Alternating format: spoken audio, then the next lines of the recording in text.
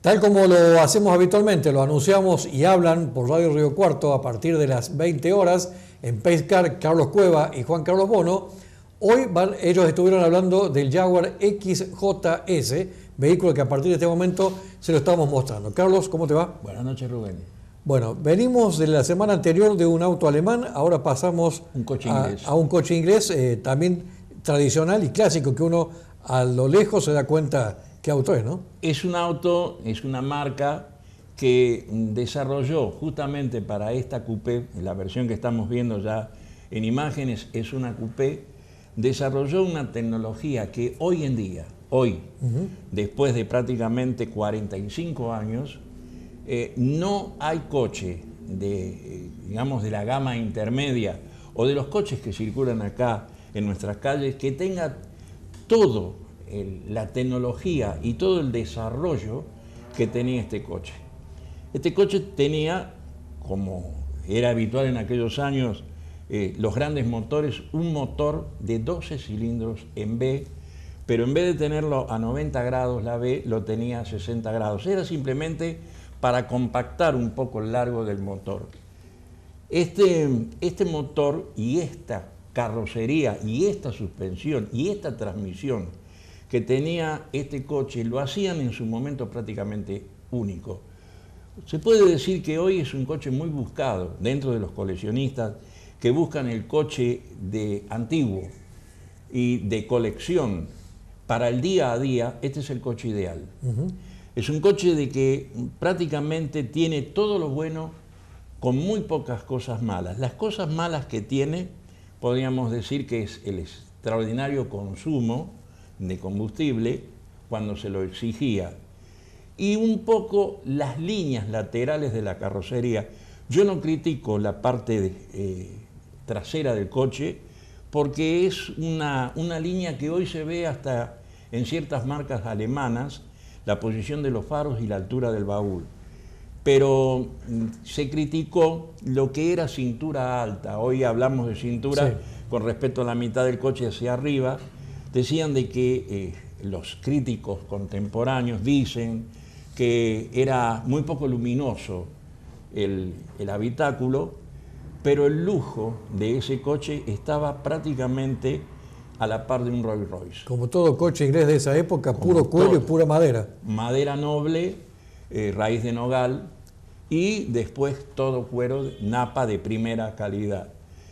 Este coche traía en su motor un desarrollo que lo hacía único, una ingeniería que lo hacía único.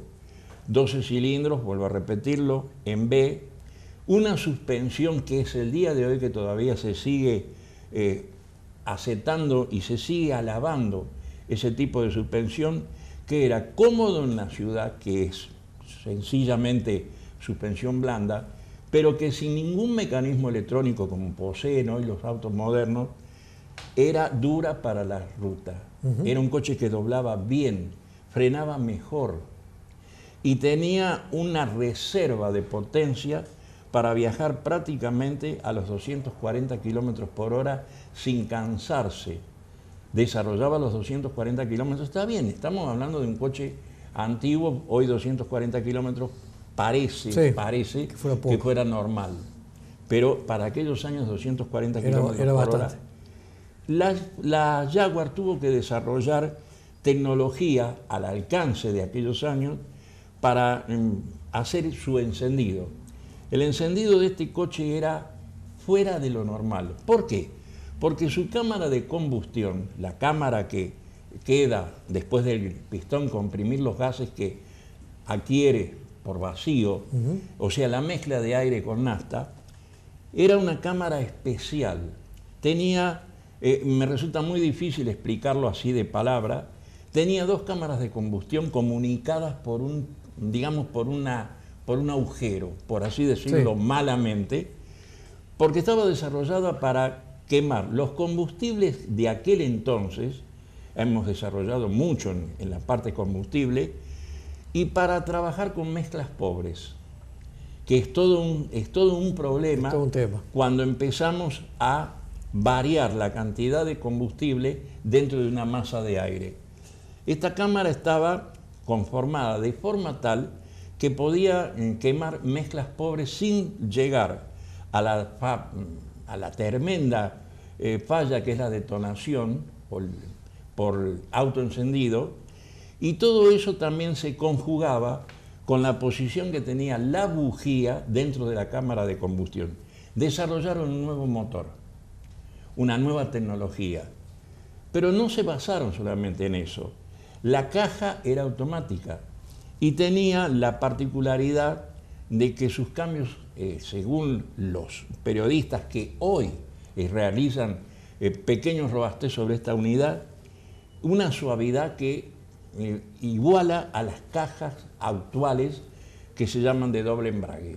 Con lo cual, evidentemente, ese vehículo para aquella época no debe haber estado al alcance de cualquiera, ¿no? No, el coche inglés de alta caro. gama nunca estuvo al alcance de nadie, digamos, de la gente común. De la gente común.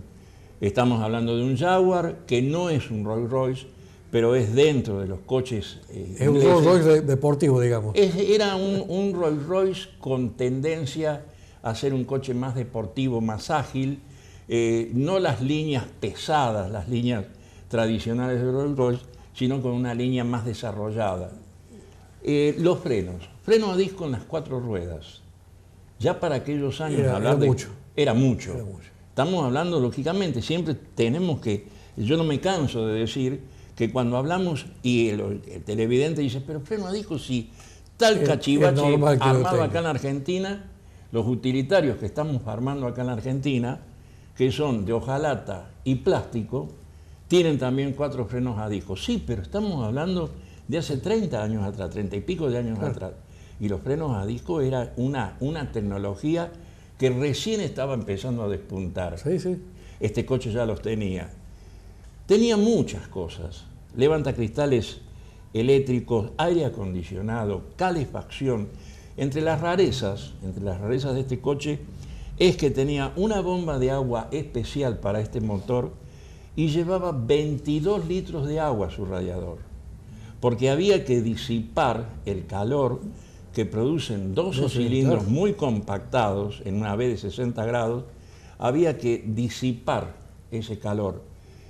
El coche tenía 4 árboles de leva, 2 por cada bloque, y un sistema de refrigeración del aceite con radiador propio, o sea que la bomba de aceite que lubricaba el motor pasaba el aceite por un radiador. También era una rareza para esa época. Era una rareza. Radiador de aceite.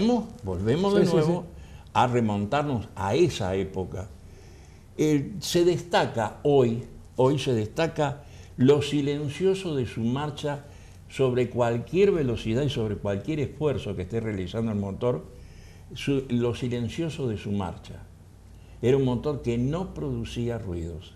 O sea que, volviendo a la esencia de este coche, fue un avanzado. Cercano a la perfección. No digo la perfección. Cercano, digo. Cercano. La perfección en la mecánica, desgraciadamente, hay cosas que se contraponen. Hay cosas que lo destacan, pero a su vez generan otro fenómeno que es contraproducente. En este caso, este coche había limado la Jaguar todas esas asperezas y lo que no era contraproducente era tolerable debido a la calidad de este coche. Fue uno de los primeros coches Jaguar que no poseía chasis. Era autoportante, bandeja, lo que hoy se llama bandeja, una bandeja de acero que era lo que soportaba todo esta maravilla de 4 ruedas. Yo creo que vos acabas de decir la palabra justa, una maravilla por tantas cosas que has comentado de este vehículo, que evidentemente era una maravilla, una cosa muy extraña para aquella época. Quedan muchas cosas, que el tiempo nos apura, quedan muchas cosas para agregar sobre este coche, que tenía ya en aquellos años diferencial autobloqueante para que en las grandes aceleraciones mantuviera la línea recta y se prendiera de diferentes formas en las curvas. Nos queda mucho para hablar de este coche, de muchos de sus adelantos, de su tecnología, pero el tiempo nos apremia. Carlos, gracias por tu visita nuevamente. No, al contrario. Nos vemos el miércoles que viene. Hasta el miércoles que viene. Hacemos una pequeña pausa y ya volvemos.